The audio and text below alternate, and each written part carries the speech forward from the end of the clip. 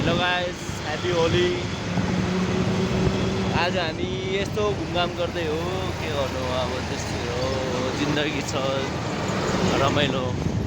मनमा चाहिँ पिर, मान्छे छ चिल।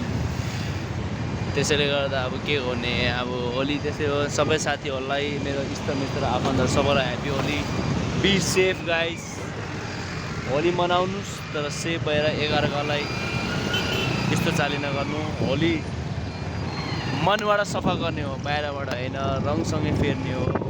त्यसैले गर्दा गाइस ह्यापी होली। हामी चाहिँ आज यस्तो घुमघाम टिकातलीतिर भक्तपुरतिर हो, आफन्तहरूलाई भेटेर गर्दै हो। के गर्ने गाइस, मान्छे चाहिँ मनमा छ पिर, मान्छे छ चिल। त्यसैले गर्दा आज चाहिँ म चाहिँ पछाडि बसेको छु, मेरो काकाले गाडी चलाउनुहुन्छ।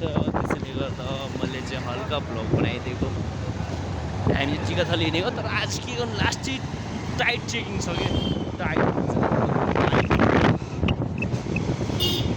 चेकिङ लास्ट टाइट छ। मैयाहरू सबै दामी दामी छ।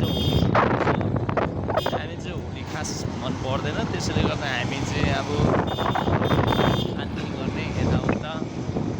यता पछाडि हाम्रो आन्टीहरू हुन्छ, आन्टी चाहिँ खोइ कहाँ हराउनु भयो। अघि पछाडि थियो, खोइ त्यो स्कुटी हो जस्तो लाग्छ गाइस।